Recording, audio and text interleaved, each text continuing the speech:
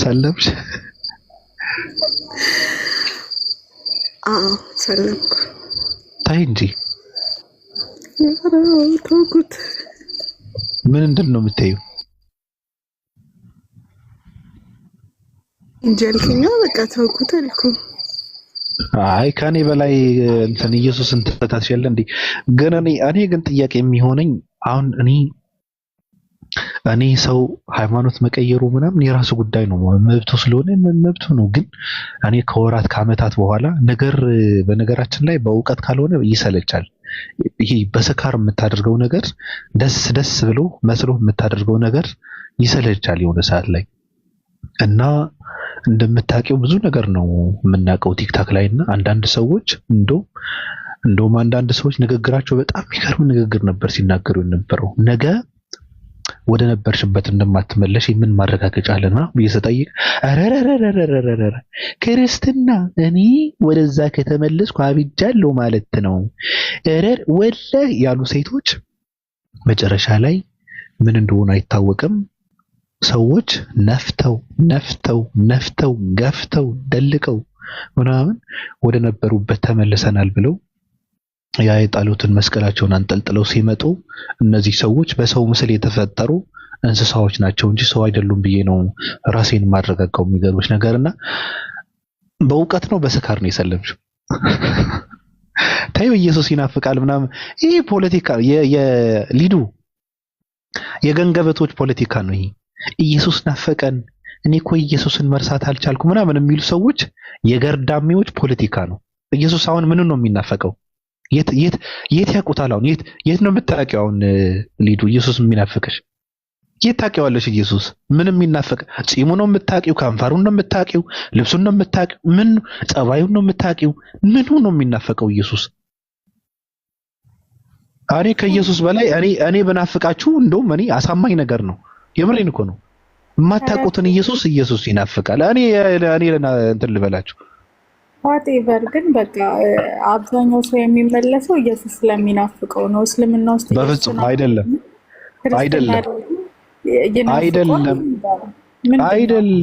እስልምና ውስጥ ኢየሱስ ክርስቶስ ተከብሮ ታፍሮ ግብዳ ቦታ ላይ ቁጭ ብሎ ከላይ እንደውም ዙፋን ላይ ማለት ነው በጣም ግብዳ ቦታ ላይ ያለው ቁጭ ብሎ ከተመረጡ 5 ነብያቶች አንዱ ሆኖ ቁጭ ብሎ አለ።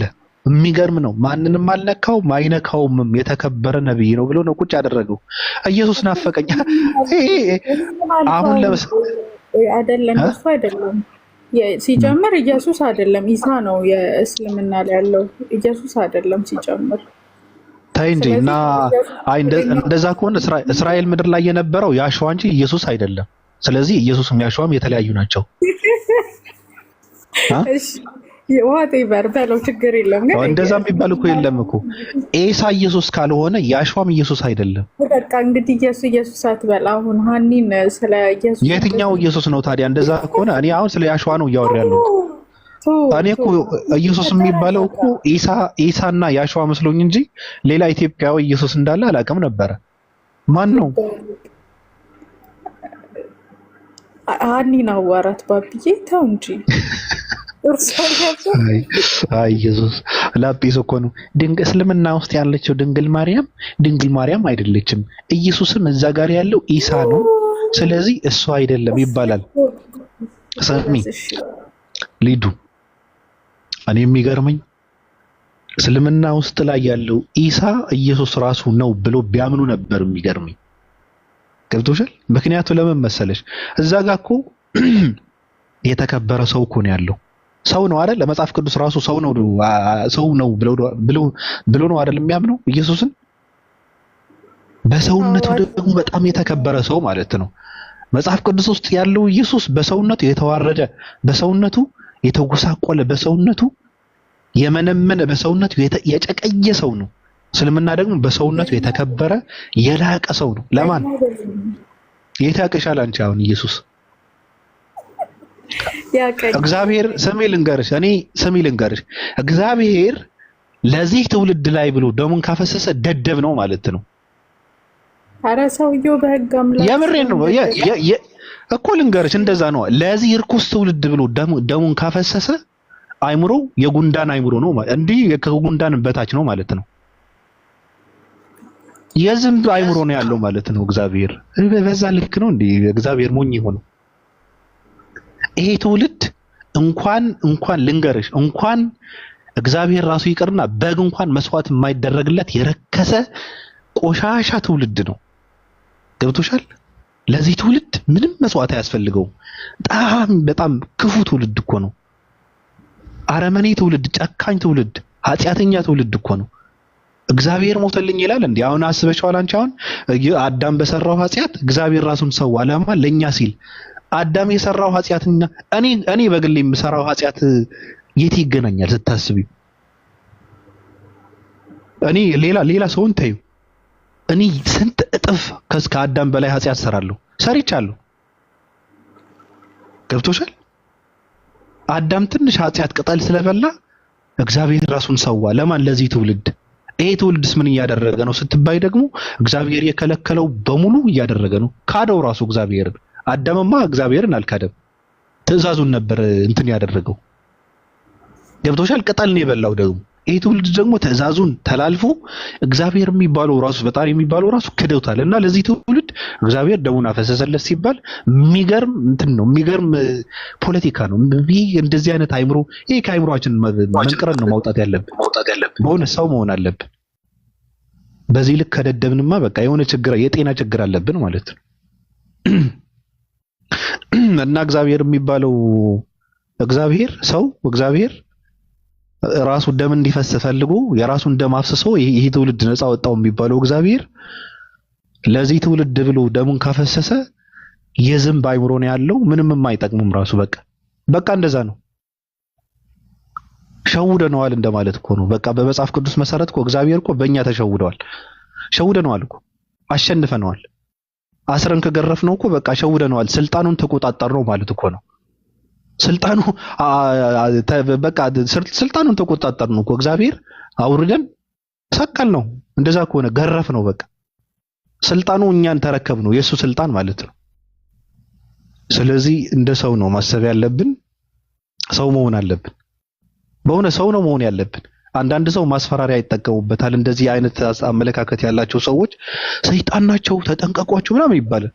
ሰው ነን። እንደኛ አይነት አይምሮ ያለው ሰው የለም። በጥሩ እንቅልፍ እንተኛለን። የሚገርም አይምሮ ነው ያለን። እናገናዝባለን። እና ሰው ነው የምለው። ሐሳብ አለሽ ባብዬ? ጥሩ ነው። በነገር ላይ እግዚአብሔር አልሞተም ያልከው ትክክል ነህ።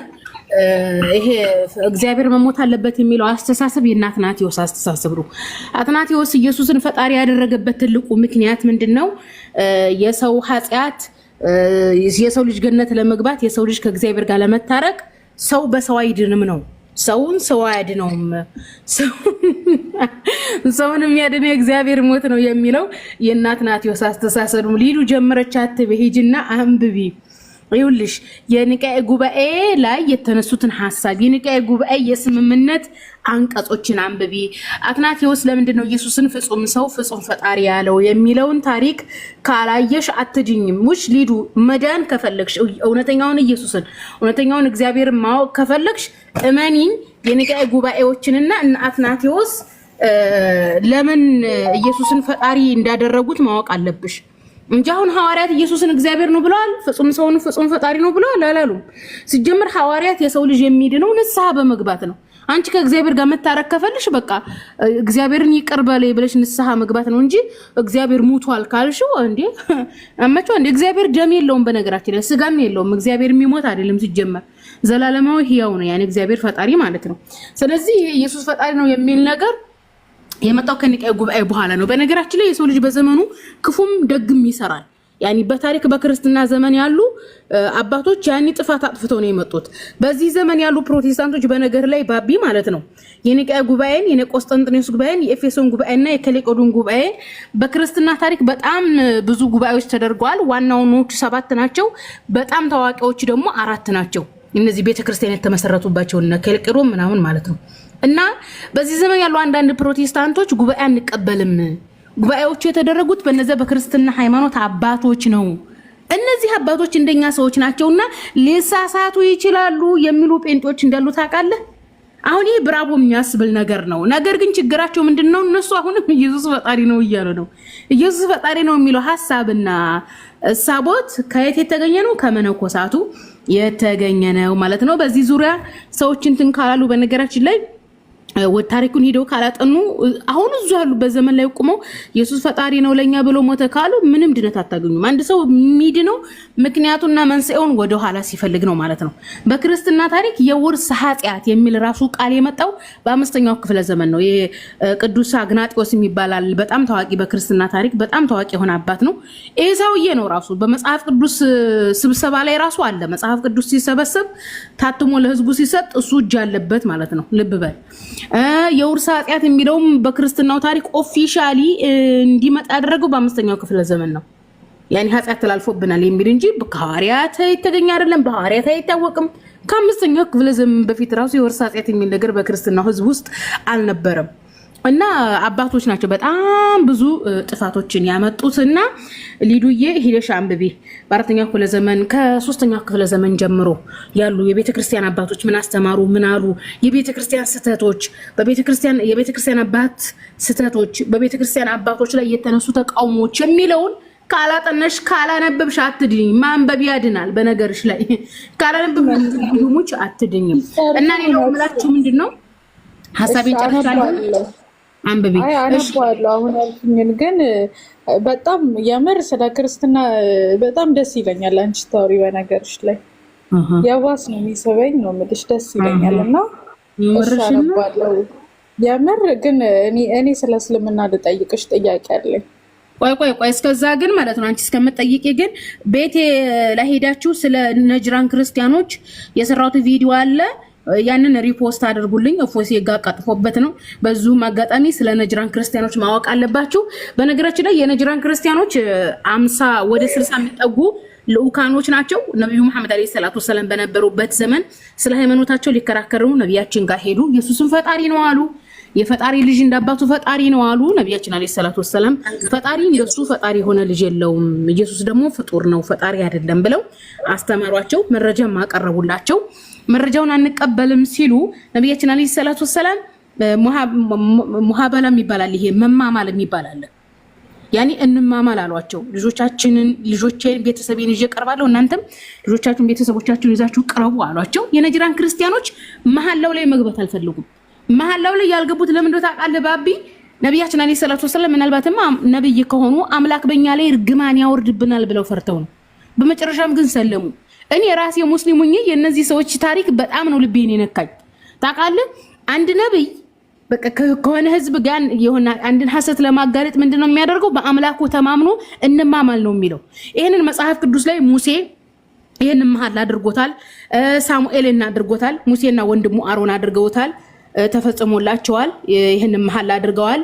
ሳሙኤልም ይሄንን መሐላ አድርጓል። የሚገርመው ደግሞ ኤልያስም አድርጓል። አሁን ለምሳሌ ኤልያስ የበዓል ነብያቶች የተገደሉበት ትልቁ ምክንያት ምንድነው? የበዓል ነብያቶች እውነተኛ የአምላክ ነብያት አይደሉም፣ ሐሰተኛ ነብያት ናቸው። በመጀመሪያ ግን ከኤልያስ ጋር ምን ተግባብተው ነበር? መሐላ ተግባብተው ነበር። መሐላ ተደራረጉ። እነሱ ሐሰተኛ ሆኑ። የኤልያስ እውነተኛ ነብይ ስለሆነ በሐሰተኝነታቸው ነው የተገደሉት። ስለዚህ ነብያችን አለይሂ ሰላቱ ወሰለም ምንድነው ያደረጉት? ስለዚህ እኔ እውነተኛ ነብይ እንደሆንኩኝ ከአምላክ እንደሆንኩኝ እነሱም እንዲያረጋግጡ ከአምላክም የሰጣቸው ራእይ እውነተኛ እንደሆነ ለማረጋገጥ ነው መሐላ እንግባ ነው ያላቸው። ሰዎቹ በጣም ስማርት መሆናቸው በጣም የገረመኝ መሐላ እንግባም ነው ያሉት። ስለዚህ አንተ እውነተኛ ነብይ ልትሆን ስለምትችል በእኛ ላይ እርግማን ይሆንብናል አሉ። በመጨረሻም ግን ሰለሙ እና ነብያችን አለይሂ ሰላቱ ወሰላም እኔ ራሴ ሙስሊም ነኝ። በጣም በቃ የሚገርም የገረመኝና የነብያችን ነብይነት በጣም የገረመኝ በነጅራን ክርስቲያኖች ታሪክ ነው። የነጅራን ክርስቲያን ታሪኮችን ወቁ። የሰራሁት ቪዲዮ ሪፖስት አድርጉልኝ እላለሁኝ።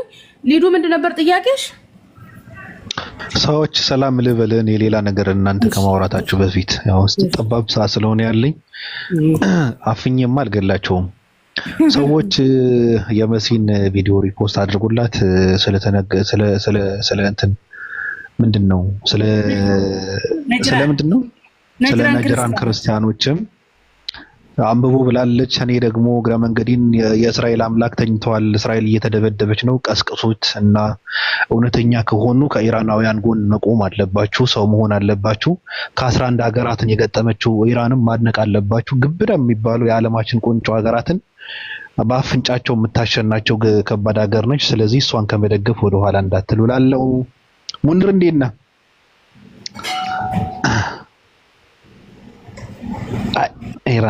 ኢራን ነው እንጂ ሀገር ማለት የምን አባቱ ኢትዮጵያ ምናምን ነው። ሙኒር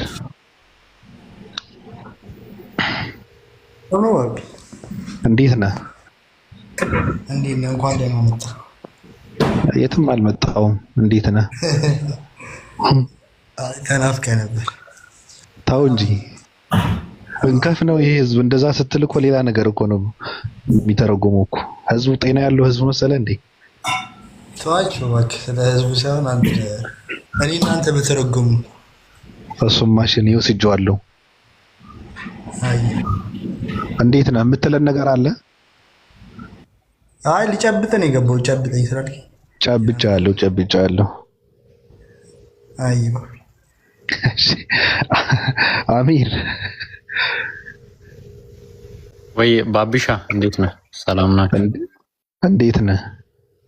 አለን። እንዴት ናችሁ ሙስሊሞች? መሲ ያን ሌሎቻችሁ? አንተ ባለፈው እንትንህን እያየሁት ነበርና ገና ጮጬ ነህ።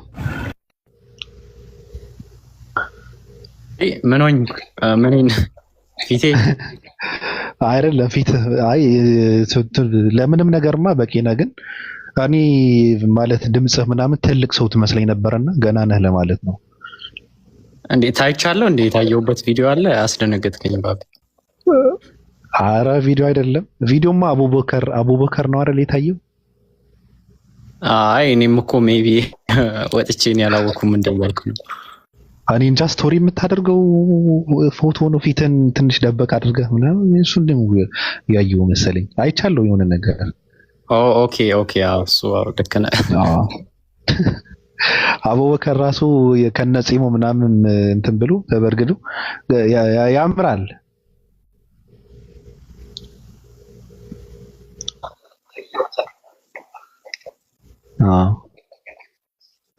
ምንድን ነው አሁን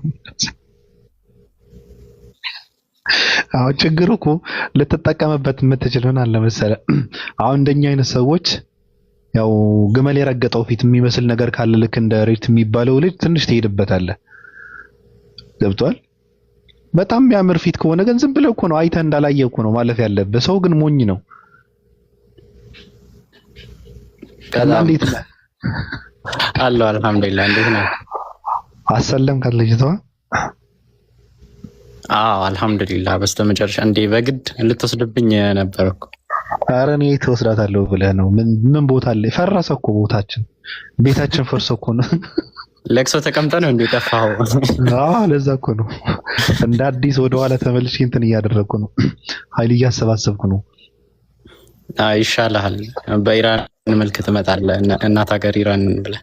ኧረ ቀላል ባንዲራዋን ድቁ አድርጌ ነው እንደውም የምንቀሳቀሰው ከዚህ በኋላ። በልበል። እኔ እዚህ ጋር ይብቃኝ። ፖለቲካ እንዳታሰራኝ ከሌሎች ጋር ቀጥል።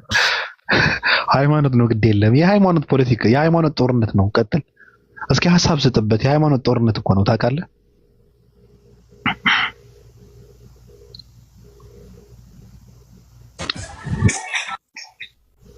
አሚር አለ ለውን ባቢሻ ከሌሎች ጋር ቀጥል። አንተ በዚህ ልክ ነው እንዴ ኢራንን ሁሉም ሰው ያርበደበደችው? ይመቻት እንዴ። ሀያት እንዴት ነሽ? ሰላም ባቢ። ሰላም ብያለሁ። አለን እንዴት ነህ? እንኳን በሰላም መጣህ። እንኳን በሰላም ቆየሽ። እኔ የትም አልመጣሁም እኮ ዝም ብለን ሰላም እንባባል እንደሱን ትተን። እንዴት ነሽ? አለሁ አልሐምዱሊላህ። በቃ እኔ ምን መድኃኒት እንደምወስድ አላውቅም። ዝም ብሎ የሆነ ነገር ይሸምመኛል ታውቂያለሽ?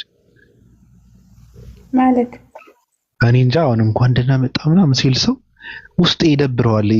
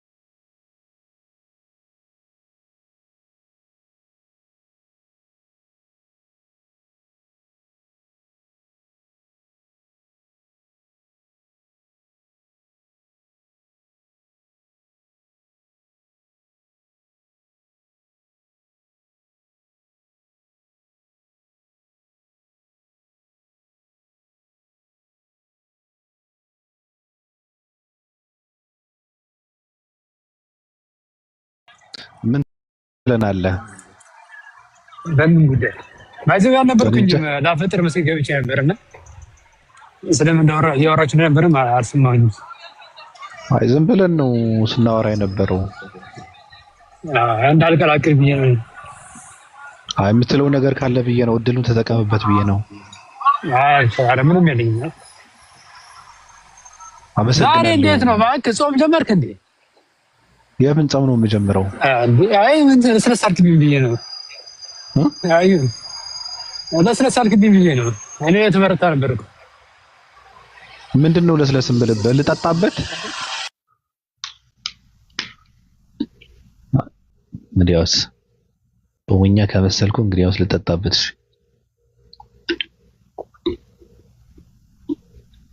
ልጁ ጥያቄ ያላት ሰው ከመመለሱ በፊት ነው የመልሰዋለሁ። በእኔ ሞክረዋለሁ ነገሩንና ተጠይቅ። ጥያቄሽ ምንድነው? ሊዱ እስልምና ላይ ጥያቄ አለኝ ስላለች የመመለስ እኔ መብት አለኝ። በነገራችን ላይ በእኔ ዜጋ ሲሆን አልፈልግም።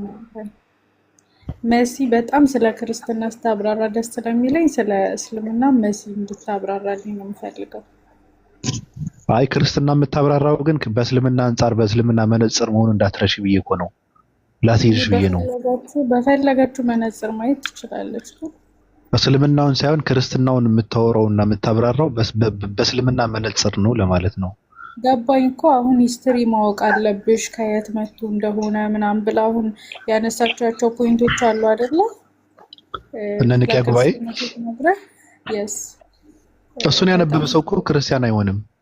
ቆይ አይቶ እኮ እኔ እንዳነበው ሪኮመንድ አድርጋኛለች። ሂስትሪዎቹን ስለማታውቂ ነው አንብቢ ወቂ እና አመሰግናለሁ መስዬ አነባለሁ። ስለዚህ ስለ እስልምና ልጠይቅሽ እኮ። ጥያቄሽ ምንድነው? ጠይቅ ተባልሽ እኮ። አንተን አልጠይቅም። መሲ ካለች መሲ ነው የምጠይቀው። ሌላ መርጠሽ እኮ አይደለም እኮ ጠይቅሽ እኮ ነው የተባልሽው። ይለው ተጠይቀውና እንትን እንለዋለን። እኔ መቼ እንትን አልኩ እኮ ጠይቂያ። አንዳንዴ ምን አለ መሰለሽ የምከላከለው እንትን ለማለት አይደለም። አንዳንድ ሰዎች እንትን የሆነ ጥያቄ ይጥላሉና እንዳይዋረዱ ብዬ ነው የምከላከልላቸው። ኦኬ ከሂስትሪ አንብቢ አመጣጡ ምኑን ስላለች እስልምና የነቢያት ሃይማኖት ነው ይባላል መስዬና የነቢያት ሃይማኖት ለመሆኑ እንደ አሁን እንዳነሳሹ ክርስትና ላይ ሂስትሪ አንብበሽ አዋቂ እንዳልሽኝ ከታሪክ ማስረጃ ስጭኝ እስኪ እስልምና በፊት የነበረ መሆኑን። ኦኬ ጥሩ።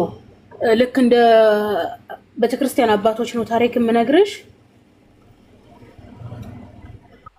እንደነገርሽን ክርስትና ላይ ያከለ እያልሽ እንደጠራሽልኝ ልክ እንደሱ እስልምና ላይ በዚያ ዓመተ ምህረት በዚህ ክፍለ ዘመን እንደዚህ አይነት ሙስሊም ነበረ፣ እከሌ የሚባል ሙስሊም ነበር እንደዚህ ብለሽ አብራራ። በጣም እስካሁን የተናገርኩት የቤተክርስቲያን አባቶች ናቸው፣ ነብያት አይደሉም። የሃይማኖት አባትንና ነብያትን ለይተሽ ማወቅ አለብሽ። ለምሳሌ በአንደኛው ክፍለ ዘመን የነብያት ክፍለ ዘመን ይባላል። ኦኬ ማነው የአንደኛው ክፍለ ዘመን? የሐዋርያት ክፍለ ዘመን ነው የሚባለው። የሐዋርያት ዘመን ይባላል በክርስትና ታሪክ። እነዚህ ሐዋርያት ከሞቱ በኋላ የሃይማኖት አባቶች ተነሱ። ልክ እንደነዚህ ኦሪገን ምናምን የሚባሉት ማለት ነው። እነዚህ ደግሞ ግሪካውያኖች ናቸው። ከሐዋርያት ከሞቱ በኋላ ሐዋርያት በስደት ነው የሞቱት። ጠላትን የገደላቸው ስደት ሲደርስባቸው እነዚህ የሐዋርያት ተተኪ የተባሉት ነገር ግን ከሐዋርያት ያገኙትን አይደለም ቀጥታ ያስተላልፉት። እነሱ የሆነ ሐሳብ በሐዋርያት አስተምሮ ላይ ጨመሩ። ሌሎች አባቶች ሲተኩ ደግሞ ሌላ ሐሳብ አመጡ። እርስ በርስ ስለተጣሉ ነው ራሱ የኒቅያ ጉባኤ የተባለው የመጣው። የኒቅያ ጉባኤ ላይ ኢየሱስ ክርስቶስን ፍጹም ሰው ነው፣ ፍጹም ፈጣሪ ነው የሚል ነገር ውሳኔ ላይ ደረሱ። እዚህ ውሳኔ ላይ የደረሱት ሐዋርያት ያስተማሩትን ጴጥሮስና ጳውሎስ ያስተማሩትን ወደዛ ወደ ደከሙበት መስዋዕት ወደ ሆኑበት አስተምሮ ሳይመለሱ ቆይ ሐሳብ ይጨርስ። ክርስትና አይደለም የጠየቁሽ እኮ እና አንቺ ጥያቄሽ እኮ ነብያት ነው። እኔ ቅድም ያወራሁት እኮ ሰው እንትኖች ናቸው፣ የሃይማኖት አባቶች ናቸው። የሃይማኖት አባቶች የራሳቸውን እንትን ጨምረዋል ነው አልኩ እንጂ ስለ ነብያት አላወራሁም። ነብያትና ሃይማኖት ሲጀመር ዘመኑ መቼ ነው? ግልጽ አድርጉት። አሁን መመለስ የፈለጋችሁት ዘመን ወደ የትኛው ዘመን ነው መመለስ የፈለጋችሁት? ሊዱ መቼ ነብያም ጭልኛል ሊዱ ምንድነው ያለችኝ ቅድም መሰለ በስንተኛው በአምስተኛው ክፍለ ዘመን ነው ምናምን እያለች ነበር ስታብራራ ነበር። ስለዚህ አምስተኛው ክፍለ ዘመን ላይ የነበረ ሙስሊም አሁን እንደጠራሽልኝ አባት አይደል ስጪኝ ሙስሊም እያልኳት ነው። ምን አይነት ሙስሊም ልስጥሽ እኮ ገባኝ እኮ ነብያቶች እኮ ነው ብለሽ የጠየቅሽው አይደል ሊዱ? ነብያት አይደለም አሁን የጠራችን እንኳን ነብይ አይደለም አይደል? ክርስትና ላይ እኮ እኔ አንቺ ነሽ የተሳሳሽ ውዴ። ይኸውልሽ ግልጽ አድርግሽ እኮ አለመግባባት ነው ልንገርሽ። ቆይ ልክ አምስተኛው ክፍለ ዘመን ላይ ብለሽ እንደጠራሽልኝ አይነት ኖርማል አባት ሰው የሃይማኖት አባት ላይክ እንደሱ ሙስሊም ጥሪልኝ። ኦኬ ስለዚህ አምስተኛው ክፍለ ዘመን ላይ ማን ልጥራልሽ? ያኔ አምስተኛው ክፍለ ዘመን ላይ የነበሩ ሙስሊሞች ስማቸው አልተጻፈም። ሲጀምር አምስተኛው ክፍለ ዘመን ላይ ኢየሱስን ፈጣሪ በማድረግና ባለማድረግ እርስ በርስ ሲጣሉ ነበር የሃይማኖት አባቶች። እሺ እንጂ እዛ ጊዜ አከሌ ሙስሊም ተብሎ አልተጻፈም። ያወራን ያለነው ስለ አባቶች ነው። በእስልምና ታሪክ ያሉ አባቶች ደግሞ አምላካችን ነብያችን አለይሂ ሰላቱ ወሰለም ምንድነው ያሉት? በመካከላችሁ ልዩነት ከተፈጠረ ወደ አላህና ወደ መልእክተኛው ተመለሱ ነው ያሉት። ስለዚህ የኛ ሃይማኖት አባቶች ስብሰባ ተጠራርተው ፈጣሪን ፍጡሩን ፈጣሪ የማድረግ ስብሰባ አላደረጉም። ከዛ በፊት የታሪክ ማስረጃ የለም ነው እስልምና ለማለት የምኑ ታሪክ ማስረጃ? ሙስሊም ሰው ልጣሪልኝ ሙስሊም ኦኬ አባሽ ስብሰባ አላደረጉም። ስብሰባማ አላደረጉም። ሙስሊም ጥሩ ሙስሊም ብሎ ማለት በነገሮች ላይ በጣም ጥሩ። ይሄ ነው ልዩነታችን። ስለዚህ እያወራን ያለው ስለ ሃይማኖት አባቶች ነው። የኛ ሃይማኖት አባቶች ስብሰባ አድርገው ሃይማኖት ዶክትሪን ዶግማ አላቋቋሙልንም። የኛ ዶክትሪንና ዶግማችን የተውልን ያላህና የመለክተኛውን ነው እንጂ የራሳቸውን ሐሳብና ፍልስፍና አላስተላለፉም።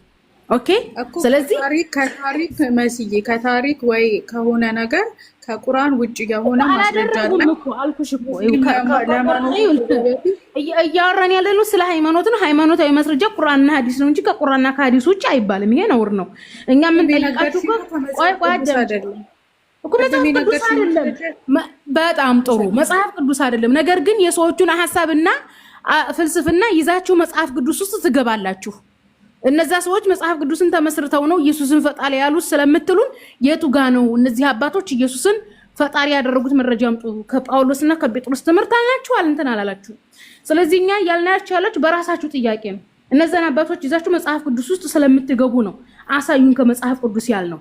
ስለዚህ ከታሪክ አሳይላችሁ የኛ አባቶች ስብሰባ አላደረጉም። ሰውን ፈጣሪን ደግሞ ሰው ለማድረግ ስብሰባ አላደረጉም የኛ አባቶች። ምክንያቱም ቁርአንና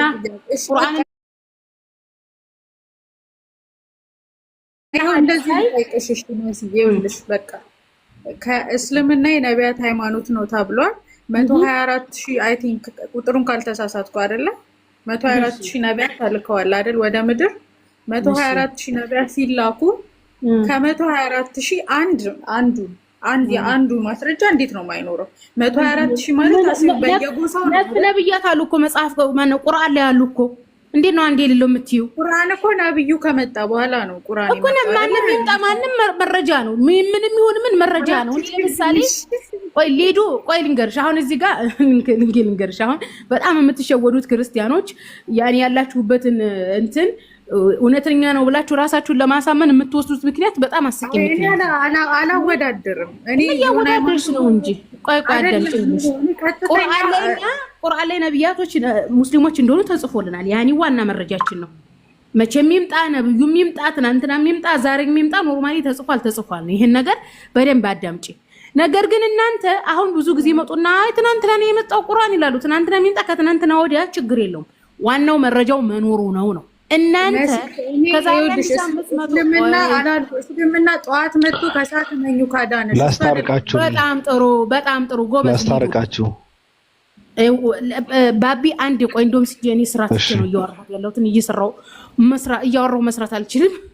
ይቅርታ። አይልሽ ሊዱ ምን አለ መሰለሽ ጠዋት መጥቶ ማታ መኝበት ካዳነሽ የሚለው በጣም ትክክለኛ አባባል ነው። እኔም የምለው ይሄንን ነው። ትናንትና መጥቶ ዛሬ መጥቶ አትበሉ። ነብያቶች ሙስሊም ለማለት ልጨርስ አጣልቃችሁ اللهم صل على محمد አዳምጪ። ይኸውልሽ ጠዋት መጥቶ ማታ እመንበት ካዳነ የሚለው ሐሳብሽ ትክክለኛ አገላለጥ ነው። ትናንትና የሚምጣ ዛሬ የሚምጣ ቁርአን ላይ ነብያቶች ሙስሊሞች እንደሆኑ ተጽፏል ነው። ስለዚህ ነቢያቶች ሙስሊሞች ናቸው ስትሉን አዎ ናቸው እንላችኋለን። መረጃ አምጡ ትሉናላችሁ፣ ከቁርአን እናሳያችኋለን። በዚህ ሂሳብና ስሌት ኢየሱስ ክርስቶስ ፈጣሪ ለመሆኑ ከመጽሐፍ ቅዱስ አሳዩ ነው። ይሄ ነው ጥያቄው። ማሳየት ካልቻላችሁ በድላችሁ እዘኑ እንጂ በእናንተ እድለቢስነት የኛንም እድለቢስ ለማድረግ ወደኛ ትምጡ ለማለት እወዳለሁኝ። ቀጥላ አስረዳት ማባቢን እስራኤል ይጨርስ። አይ ለማስረዳት ሳይሆን እኔ የገባኝ ምንድነው እቺ ምርጥ ላጲስ ነችና አሁን እኔ የምፈልገው ምንድነው ስለ ነብያቶች ሙስሊም እንደነበሩ ከታሪክ አንፃር እንፈልግ ሳይሆን መባል ያለበት እንደውም እስልምና የእስልምናንን እንትኑን ይዞ መምጣት አለበት፣ ክርስትናም የክርስትናውንም ታሪክ ይዞ መምጣት አለበት። እስልምና አብርሃም ሙስሊም ነበረ አለ፣ በቃ በቂ ነው። ክርስትናም አብርሃም ክርስቲያን ነበረ የሚላለው ወይ ነው ጥያቄ። አሁን እኔ ነው የምፈልገው፣ እንደውም ታሪክ አልፈልግም እኔ። አሁን እኔ እስልምና ስለራሱ ስለ ነብያቶች እየመሰከረ ነው በራሱ ከራሱ፣ ክርስትናም ራሱ መመስከር አለበት እንጂ እስልምና ከክርስትና ከ2000 ዓመት በፊት ሰው የተፈጠረው በእስልምና ነው ብሎ ስለመጣ አይ ከዛ በፊት ሙስሊም እንደነበሩ እስኪ ማስረጃ ከታሪክ አንፃር ንገሩን፣ እንደውም ከቁርአን ሳይሆን ከዛ ውጪ ንገሩን የሚባል ነገር እኔ አሁን አልቀበሉም። ክርስትና ስለ ኖህ መናገር አለበት። ኖህ ክርስቲያን ነበር የሚል መጽሐፍ ቅዱስ ውስጥ መገኘት አለበት። ካልሆነ ግን ሙስሊም ነው ማለት ነው። ሙስሊም ነው እየተባለ ነው። አብርሃም ሙስሊም ነው ካለ ቁርአን፣ መጽሐፍ ቅዱስ ደግሞ ክርስቲያን ነው ካላለ በቃ ምንም አያውቅም ማለት ነው መጽሐፍ ቅዱስ። በነገራችን ላይ የሰው ልጅ የተፈጠረው በእስልምና ነው የሚል ስለመጣ አይ ከ2000 ዓመት በፊት ላለማሳለፍ ከዛ በፊት እስኪ ከታሪክ አንፃር እንፈልገው፣ እንደዛ የሚባል ነገር አይሰራም። በነገራችን ላይ ክርስትና ለምን አያወራም? ስለ ነብያቶች ለምን ግልጽ አድርጎ አላስቀምጥም? ለምን ስለ አብርሃም ክርስትና አያስቀምጥም? ክርስትና መቼ እንደተጀመረ ለምን ክርስትና ራሱ አያስቀምጥም? ቆይ አንተ ነብያቶች ሃይማኖታቸው ስሚ፣ ከዛ በፊት የነበሩ ነብያቶች ክርስትና ይሰብኩ እንደነበረ ለምን አልተጻፈም ነው? ታሪካቸው ቁጭ ብሎ ተቀምጦ ስለ ሃይማኖታቸው አልተነገረም እኮ። ክርስትና ላይ ለመጻፉ አሁን እንትን እስልምና ልክ አያደርጉም እኮ ባብዬ ማሰብ ያለው። እኔ እስልምና ትክክል ለማድረግ እኮ አይደለም እያወራ ያለሁት። እኔ እስልምና ትክክል እንዲሆን ሳይሆን አብርሃም ክርስቲያን ለመሆኑ ምን ማረጋገጫ አለ እኮ ነው። አሁን ስለ አብርሃም ብዙ ታሪክ አለ አይደል መጽሐፍ ቅዱስ ውስጥ። ሃይማኖቱ ምን ነበር አብርሃም? አንድ አምላክ ያመልካል፣ ክርስቲያን ነው ተብሎ አልተጻፈም። ምንድነው ሃይማኖቱ ነው? እኔ አንድ አምላክ ያምልክ 16 ያምልክ እሱ ጥያቄ አይደለም። በቃ አልተጻፈም።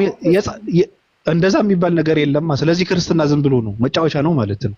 ስለ ሙሴ ሃይማኖት ሳይናገር እኔ ክርስትና የሚባል ሃይማኖት እኔ ይሰብከኛል እንዴ? ከዛ በፊት የነበሩ እግዚአብሔር ጋር ለማስታረቅ የተላኩ ነብያቶችን ሃይማኖታቸውን ሳይታወቅ እኔ ምን አገባኝና ነው ሃይማኖት የምከተለው? ራሱ የሃይማኖት አርአያ የሆኑ ሰዎችን ሃይማኖታቸው ሳይታወቅ እኔ ክርስቲያን ልሆን እኔ እንዴ? እነሱ እንኳን ክርስቲያን አልተባሉ ምን እንኳን እኔ ክርስቲያን ልባል ይቅርና ሃይማኖት የሚሰብኩ የሃይማኖት አርአያ የሆኑ ሰዎች ሃይማኖተኛ የሚባሉ ሰዎች ሃይማኖታቸው አይታወቅም። ያ አዝናለሁ፣ በጣም ያሳዝናል። ነው ሃይማኖቱ ምን እንደሆነ አይታወቅም።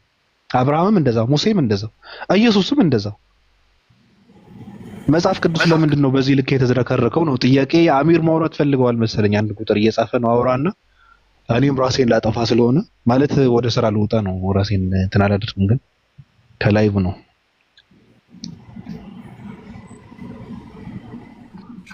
መሲ ሀሳብ አላት ነው ያስቀድማት ሀሳብ ካለ አይመስለኝም። ኦኬ እሺ፣ በመጀመሪያ እንትና ሊዱ ልታደርጊ የሞከርሽው ነገር ፎልስ አናሎጂ ነው። ማለትም ያንን ነገር እንደ ደብል ስታንዳርድ አድርገሽ እኛን መጠየቃችን። ምክንያቱም እኛ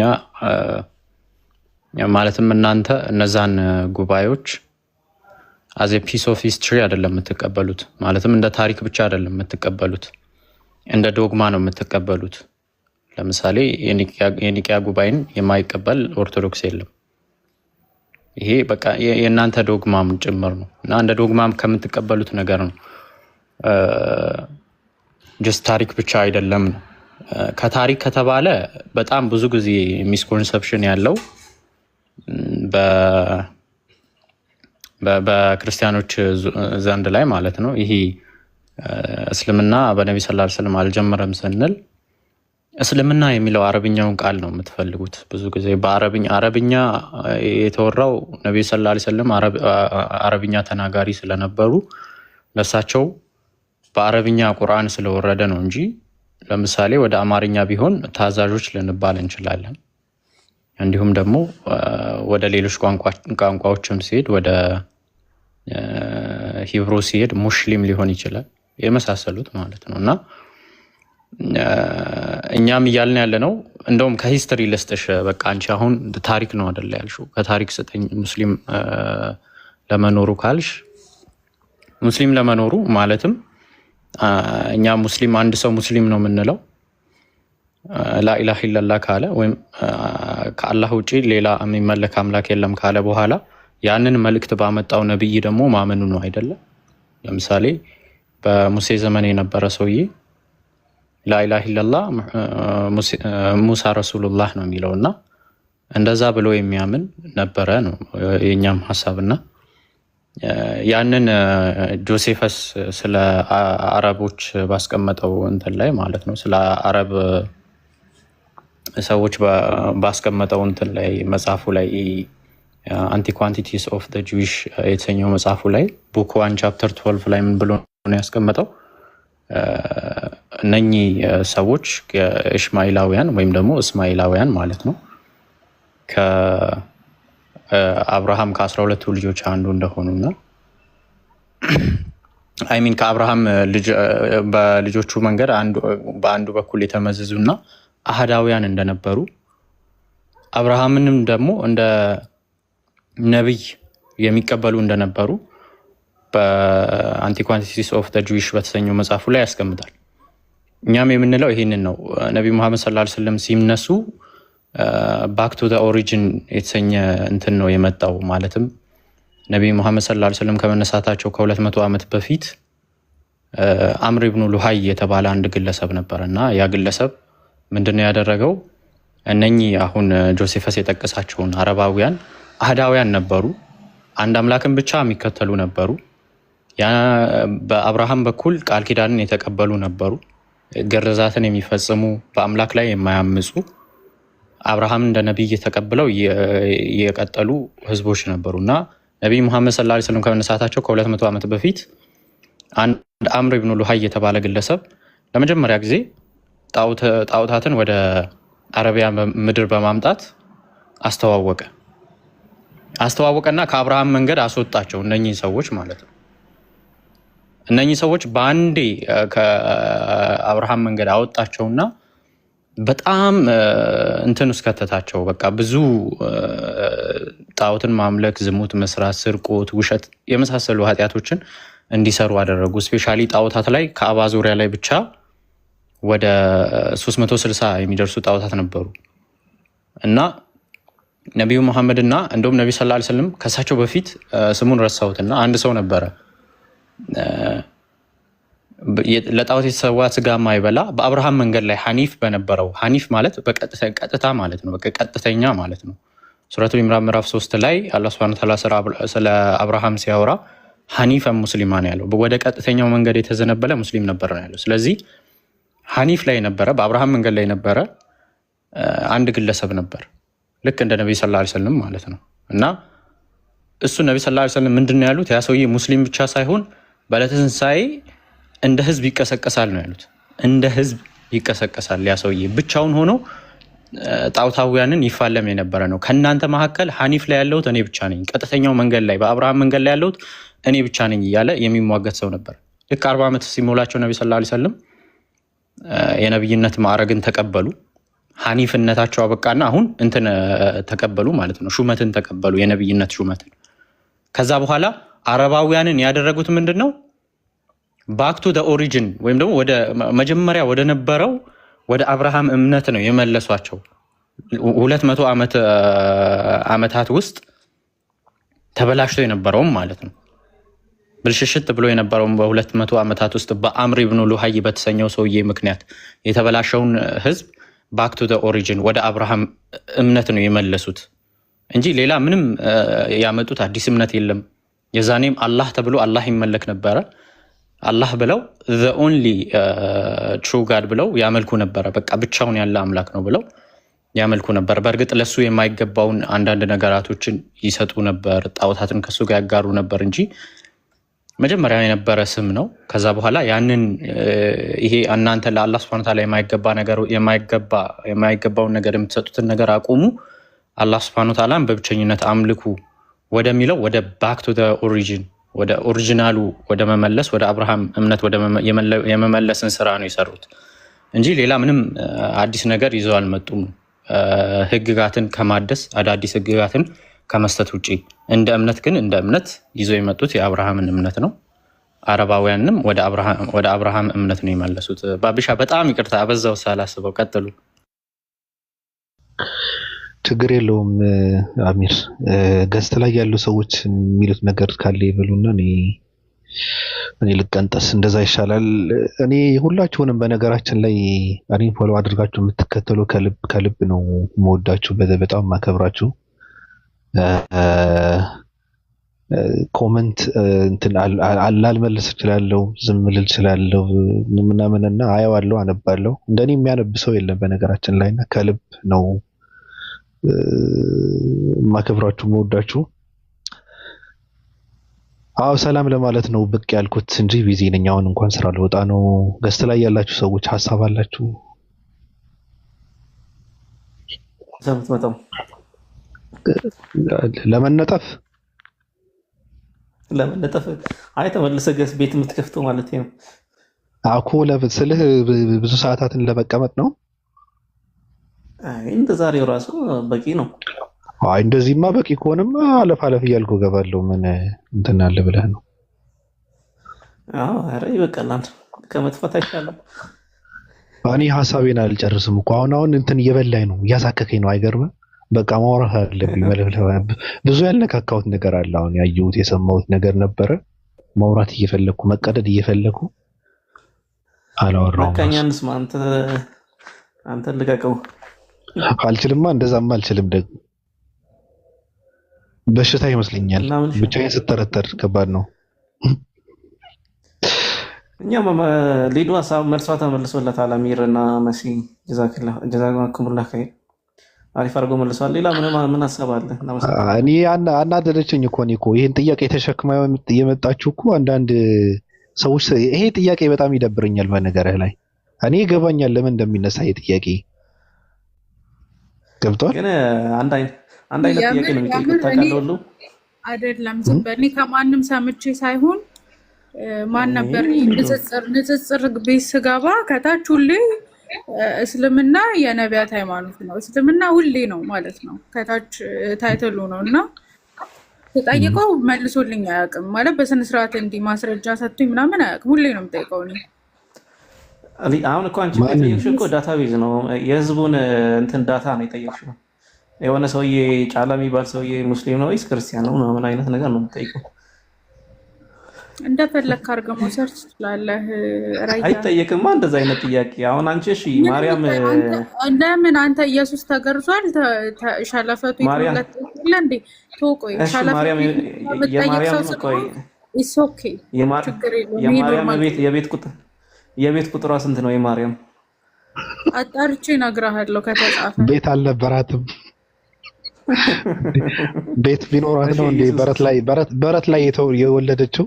አንተ ደግሞ አንተ አሽሙሩ ከባድ ነው። ያሽሙሩ ከባድ ነው።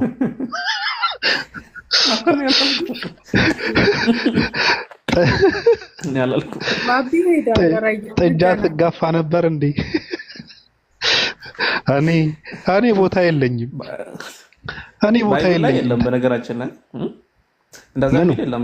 በረት ውስጥ ነው ተወለደ የሚል የለም። በነገራችን ላይ በረት ውስጥ እና ከየት ነው የመጣው? እነዚህ ሰዎች በረት ውስጥ አገኟቸው እንጂ የሚለው እኮ በረት ውስጥ ተወለደች አይል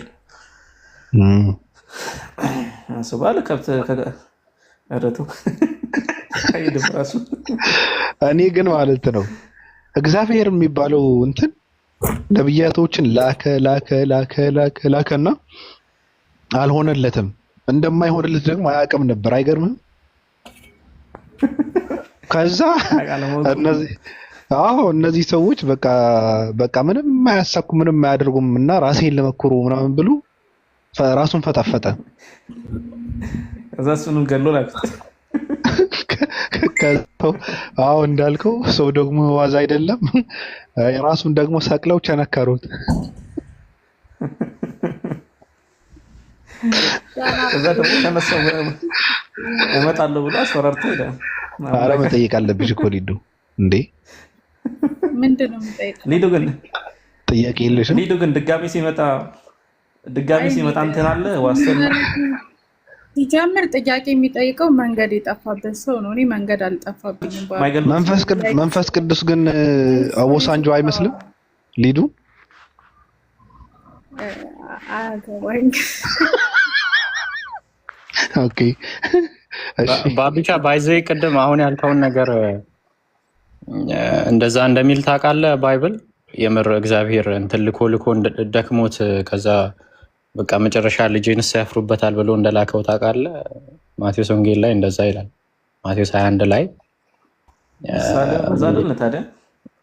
ደግሞ ከፊተኞቹ የሚበዙ ሌሎች ባሮቹን ላከ፣ እንዲሁም አደረጉባቸዋል። እንዴት አደረጉባቸው? ገደሏቸው፣ ደበደቧቸው ነው። ያንን ቁጥር 35 ላይ ገበሬዎቹን በባሮቹ ይዘው አንዱን ደበደቡት፣ አንዱንም ገደሉት፣ ሌላውንም ወገሩት አለ።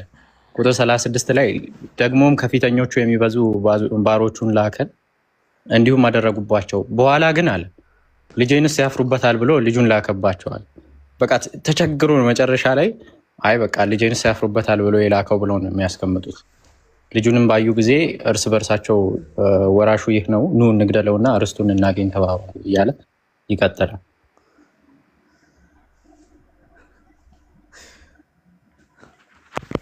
ቅድም ራሱን ያጠፋው ብለህ ነበርና ራሱን አጠፋ ነው እያልክ የነበረው ወይስ እኔን ነው ስትቃወም የነበረው? አሚር ያ ራሱን እኮ ነው ያጠፋው አይደል እንዴ? አምላክ ራሱን አጠፋ ነው እኮ የሚባለው።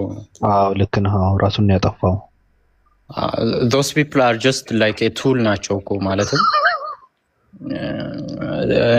እንደ መግደያ መሳሪያ ተጠቀመባቸው እንጂ ራሱን ነው ያጠፋው። ለምሳሌ ያ እኮ አሁን አንተ ራስን ለመግደል የምትጠቀማቸው ነገሮች አሉ አይደል? ጀስት እንደዛ እኮ እንደ በረኪና ማለት ነው። ያ እኮ እንደዛ ነው። ለሞት ነው ብሎ ከመጣ ልሞት ነው ብሎ ወደ መሞቻው ከመጣ ራሱ ነው በቃ ራሱን አጠፋ ነው የሚባለው።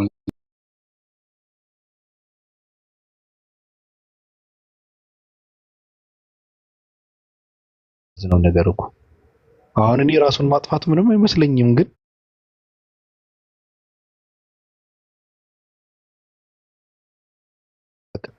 ላከ ደከመው፣ ሰለቸው፣ እነሱም ሰለቻቸው። እዛ ራሱን ወረወረና በጣም ነው ሊዱዬ ምን ተሰማሽ? በዚህ ሀሳብ አለሽ በዚህ ጉዳይ? ምንም የለኝም። አይ አለሽ አለሽ አለሽ አይ አለሽ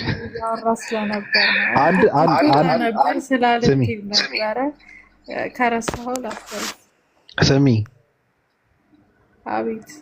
እግዚአብሔር አብ ግን አለ ምንድን ነው የሚያስተጋባው? እግዚአብሔር አብ ግን ኢየሱስ ክርስቶስ ቸንክረው ሲሰቅሉት ራሱን የሚያድንበት ስልጣኑ እንዴት ፓስወርዷን ቀይሮበት ነው አለ አንዱ ሰው። ምን ትያለሽ?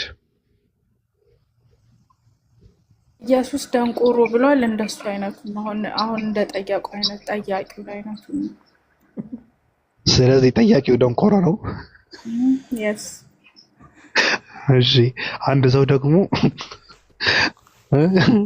ከሚስት ያልወለደው ኢየሱስ ልጁ ነው። ስለዚህ እግዚአብሔር አብ ሲንግል ፋዘር ነው አለ። ስለዚህ ምን ትያለሽ? ሊዲ ጥያቄ አትጠይቀኝ። መጽሐፍ ቅዱስ ላይ የተጻፈ ነገር ከሆነ ነው እንጂ ታዚ ሐሳብ ነው እኮ ሐሳብ ነው። ልጁ ስለሆነ ሲንግል ፋዘር ነው አለ አንዱ። አሁን ምን ትያለሽ እኮ ነው። ምንም አይደለም። ልክ እሺ፣ ሌላው ልክ ደብረጽዮንና አብይ እንዳስታረቀው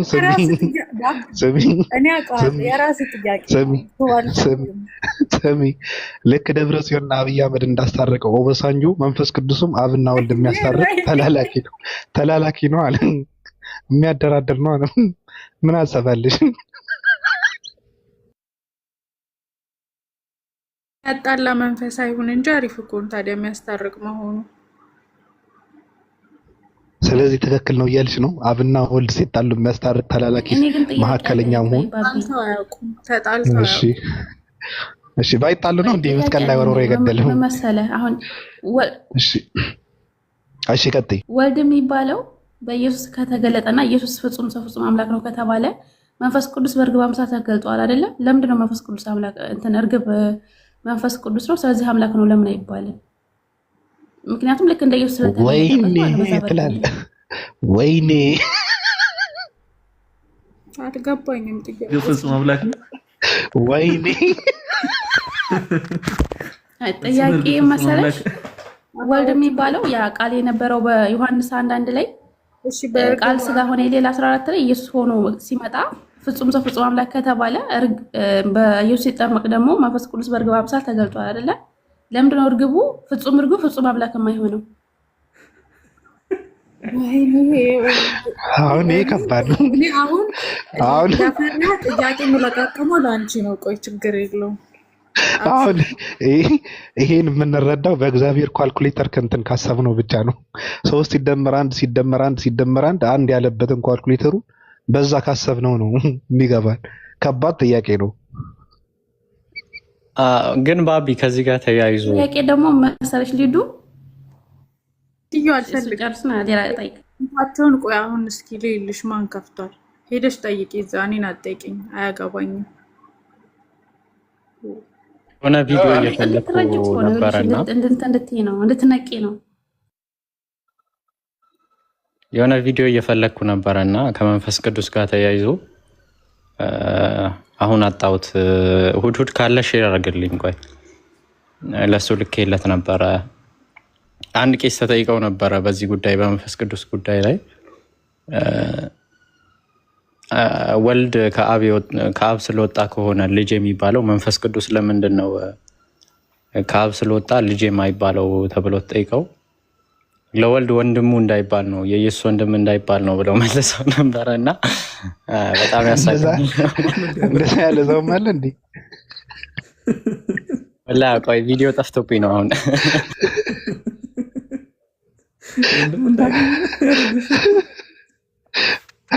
በቃ እነሱ ወንድሙን እንዳይባል እንደዛ ካሉ እኔ ወንድሙኛዋለሁ እኔ ኢየሱስን ወንድሜን መንፈስ ቅዱስም ወንድሙ ሲሆን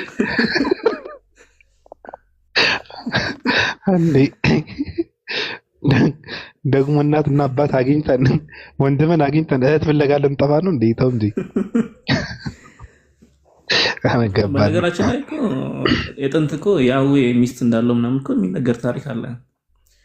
ምን ነበር ሼራ ነው ምን የሚባል ያዌ ሚስት አለው ብሎ የሚያምኑ ሰዎች ነበሩ። ኢቭን በከናን ምድር ራሱ እንደዛ ብሎ የሚያምኑ ነበሩ።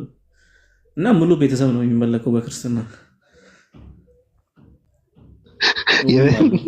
የአምላክ ቤተሰብ አንተ ሰው ግን በጣም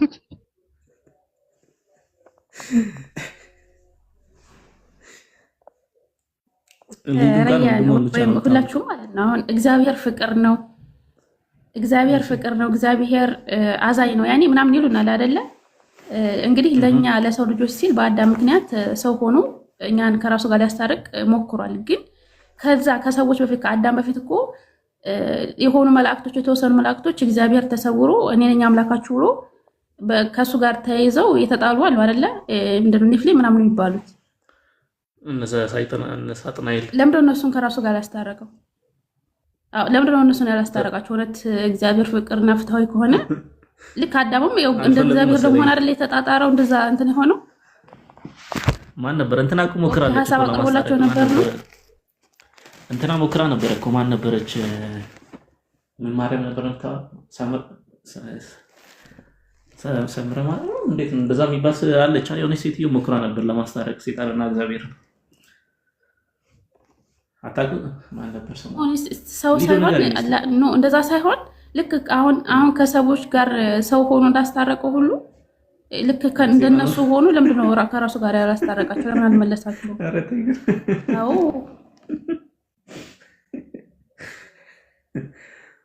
ጥሩ ነው። እነሱ አልፈለጉም፣ ስለማይፈልጉ ነው። አይ እናንተ ተጠይቁ። ረያን ያንን ጥቅስ አታስታውሰውም? አሁን ካነሳው ነገር ጋር ተያይዞ የሆነ ጥቅስ ነበረ አንደኛ ነገሥት ላይ ይሄ ስለ እንትኖቹ የሚያወራው ማለት ነው። አረ ስለዚህ ያህዌ ሚስት አለው ብለው የሚያምኑ አሸራና ያህዌ ብለው የሚያምኑት ማለት ነው። እነሱ ላይ እንትን እኮ ነው አይደል እንደ አሸራ እንትን ተብሎ ምንድን ነው የሚባለው የሚያጨሱበት ነገር ምናምን መሰለኝ። በአሁን የሚመለክም ነበር። ማነው እንትን ያጠፋው? ኢዮስያስ ነው ነበር ኖ ያህዌና አሸራው ብለው አይደለ እንትን የሚያምኑት ሲያምኑ በከነዓናዊ ሃይማኖት አይደል ከመንሻው ሃይማኖት በያን ያምኑ ነበር እንደዛ ብሎ ያ ጀስት በቃ ፉል ፓኬጅ ነበር። የዛኔ ሙሉ ተፈቷል እያለኝ ነው። ጃ ከታች አወጡት እንደ ጥቅሱን ምን ማለት ነው? ተፈቷል ማለት እግዚአብሔርና ሚስቱ ነው ተፈቷል። ኦኬ አው ትንቢተ ኢሳይያስ ላይ አለ ምዕራፍ 50 ቆይ አስታወሰኝ። አንተ ታውቃለህ ተፈቷል እንትን ላይ አለ ትንቢተ ኢሳይያስ ላይ አለ አይደለ? ምዕራፍ 50 ባሌ ብለሽ አትጠሪኝ የሚለው ነው። ኖ ምዕራፍ 50 ትንቢተ ኢሳይያስ ምዕራፍ 50 ቁጥር 1 ላይ እግዚአብሔር እንዲህ ይላል፣ እናታችሁን የፈታሁበት የፍቺ ወረቀት የታለ? ወይስ እናንተን የሸጥኳችሁ ለየትኛው አበዳሪ ነው እያለ ምናምን የፍቺ ወረቀት ጠፍቶብኛል እያለ የሚያወራበት አንብቡት። እንደውም ምዕራፍ 50 ቁጥር 1 ላይ ማለት ነው ትንቢተ ኢሳይያስ ላይ አለ። ጃ ግን ከየት ነው ያገኛት? ተፋተዋል አላለ? እሷን ያገባ መንዝራ ይሆናል። እሱ አሁን ሌላ ሊያገባ ነው መንዝራ ይሆናል። የፈታችውንም የፈታውንም ያገባ እኮ መንዝራ ይሆናል። ታውቃለህ አይደል? እስከ አልሞቱ ድረስ እና ሙሽራ ምናምን ይላል ራእይ ላይ ምናምን ሰርግ ምናምን አለ አይደል? እና አስቡ ሲያገባ ደግሞ መንዝራ ይሆናል።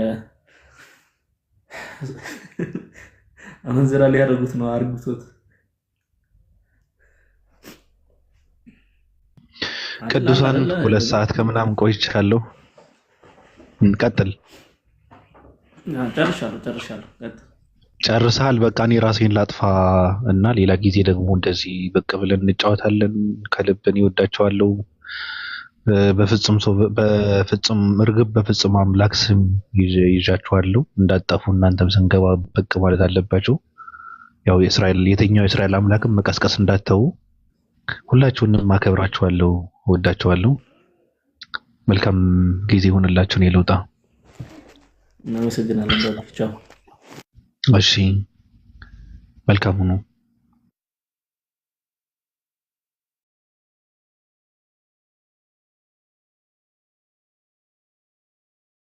600 ዓመት በኋላ የተቀበለን ይብሳል ወይስ ከ4000 ዓመት በኋላ የተቀበለን ሰው ይብሳል? አሜን ብሎ የተቀበለን እንትን ነው። አሁን ለምሳሌ ለብሉይ ኪዳን ሐዲስ ኪዳን ለብሉይ ኪዳን ሲያረጋግጥ ቆይቷል አይደለ? በዛ በትንቢት የተነገረው አግኝተነዋል አይደለ? እሱ አይመለከተኝ እኔ አይመለከተኝም። እሱ እንዴት አመንከው? ከ4000 ዓመት በኋላ የተጻፈውን ነገር እንዴት አመንከው? ሁሉንም ስለ ክርስቶስ አምላክነት ስለጻፍ ነው። እነ ዳዊት ስለጻፉ እኮ የተጻፈው መቼ ነው? ከ4000 ዓመት በኋላ። ዳዊት የነበረው ከ4000 ዓመት በኋላ ነው። ታዳ አንተ ነው ያልከኝ እኮ ትንቢት ኢሳይያስ የተጻፈው ስለ አዳም የተጻፈው ከ4000 ዓመት በኋላ ነው እኮ ከ4000 ዓመት በኋላ የተጻፈን ነገር ከ4000 ዓመት በፊት የተከሰተውን ነገር ሲነግር እንዴት አመንከው ነው ጥያቄው። ነቢያቶች ስለ ክርስቶስ ስለሚናገሩ እኮ ከ4000 ዓመት በኋላ የተነገረ ማለት ነው። አሁን እኮ ኢሳይያስን ብቻ ይዤ አይደለም የተናገርኩ ያለው ግን ሁሉም ነቢያቶች ስለ ክርስቶስ ይናገራሉ። ለነሱ ራሱ እኮ ወደ ኢሳይያስ ነው የምትመለሰው፣ ወደ ትንቢት ኢሳይያስ ነው የምትመለሰው ለነሱ ራሱ። ዳዊትም ይዤ ልናገር እችላለሁ። እሺ ዳዊት መቼ ነው? በአዳምና በዳዊት መካከል ስንት ዓመት ልዩነት አለ? የዓመት ልዩነት አልሞስት የ2000 አካባቢ።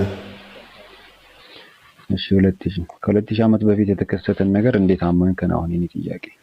እኔ አሁን እዚህ ላይ አሁን የሁሉም አሁን እዚህ ላይ ልነግርህ የምፈልገው ነገር ሁሉንም ነቢያት የተናገሩት ስለ ክርስቶስ ነው። ገባ? ስለ ክርስቶስ ከተናገሩ እሱን አይደለም ማለት አሁን ለአንተ ሙሌ ምንድን ነው መሰለህ ሙሌ ሐሳብን ተረዳኛል፣ ግን እየሞገትኩ ያለሁበት ነው። እሺ ምንድን ነው መሰለህ ሙሌ አንተ ምን አልክ መሰለህ ከ600 ዓመት በኋላ መጥቶ የተናገረን አካል እንዴት አመናችሁት አልክ። እንደዛ አልከን አይደለ? አልከን እኮ እንደዛ ስትለን ምን አልኩኝ? አዳም ክርስቶስን ያመልክ ነበር። አዎ አልክ። ከዛ ማን ተናገረ? ትንቢት ኢሳይያስ ላይ ተነግሯል አልክ። የለም አለ እኔ አዶን ነው። ከዛ በትንቢት ኢሳይያስና በአዳም መካከል የጊዜ ጋፑ ስንት ነው አልኩ? 4000 አልከኝ።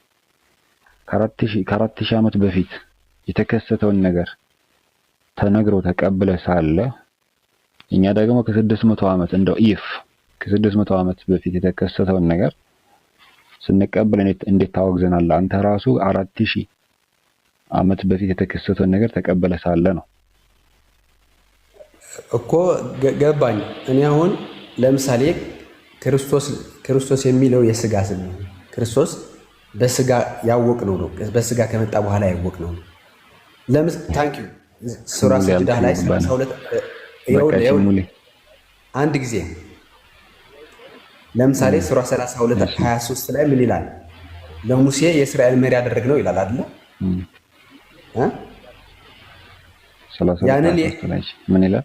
አዎ ያንን የእስራኤል አምላክ አሁን ታመልከዋለህ፣ አላህ ብለን ታመልከዋለህ አይደል?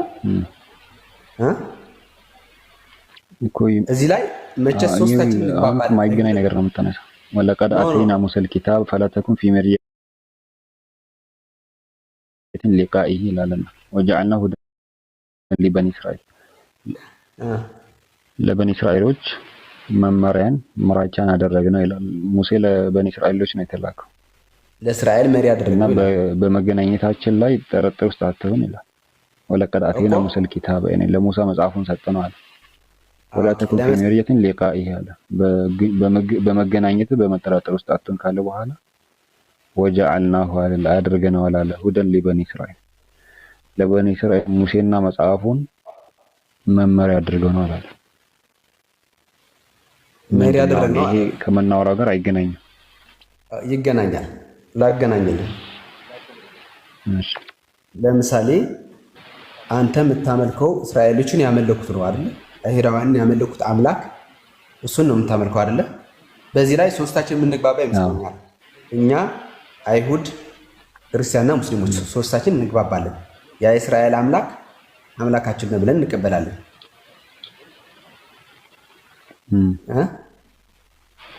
አዎ ጥሩ። የአምላክ በስጋ መጣ ብላኛ ክርስቲያኖች የአምላክ በስጋ መጣ ብለን እናምናለን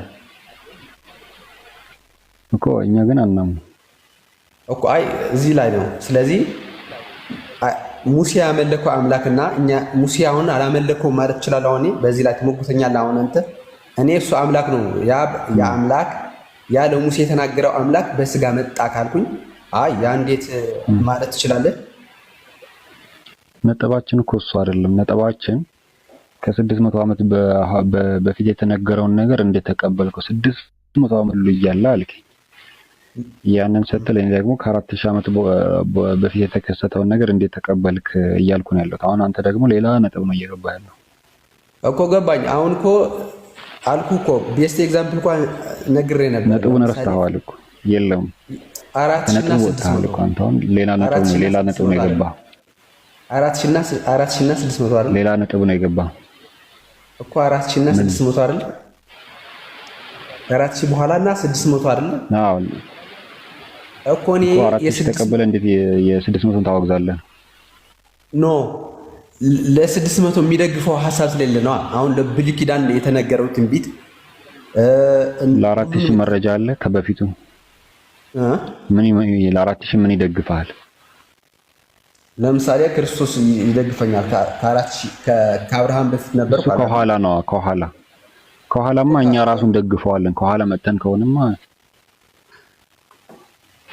ከኋላ ሳይሆን ከበፊት ነው የሚደግፈው የምጠቅሰው። አሁን እኮ ወደ ኋላ አይደለም ወደፊት ከ4000 ዓመት በፊት የነበረን ነገር ይደግፋል። ከዛ በኋላማ ምን ያደርጋል? ከ4000 በፊት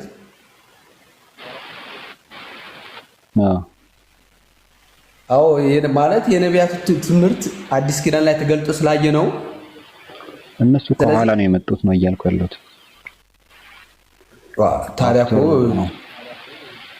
እኮ አፍተር ነው ታዲያ። ከዛ ለምሳሌ ከአዳም በኋላ የመጡት ናቸው የአዳም ልጆች አይደል? አያስኬድም። እሺ ጥሩ ታንክ ዩ። ሙሌ እሺ አንተ የለህም ነው የምልህ። አንተ መረጃ የለህም። ከደመርከው ግን ከ600 በኋላም አይደለም። በነገራችን ላይ ከ6000 ችግር የለም። ለምን 1000 አይሆንም? ከ4000 አንብስም ነው እያልኩ ያለው። ኖ ከ4000 ሳይሆን እዚህ ላይ አሁን ከደመርከው ያንተ ከ6000 ዓመት በኋላ ይሆናል ማለት ነው። ከአዳም ጀምረህ አዳም ሙስሊም ነበር። ከአዳም ምትለኝ አዳም ሙስሊም ነበር አይደል? እኔ እኮ መረጃዬ እኮ ነብዩ ናቸው ብዬ ነው የምጠቅሰው። አንተ አሁን ጥርጥር ውስጥ ያደረግከው ማለትም ዳውት ውስጥ እንዲገባ ያደረግከው አመቱን ነው የቆጠርከው። በአመት ነው ጥርጥር ውስጥ እያስገባህ ያለው አንተ። ጥርጥር ውስጥ እያስገባህ ያለው የጊዜ ርዝመቱን ነው ጥርጥር ውስጥ እያስገባህ ያለው። በዛው ተነስ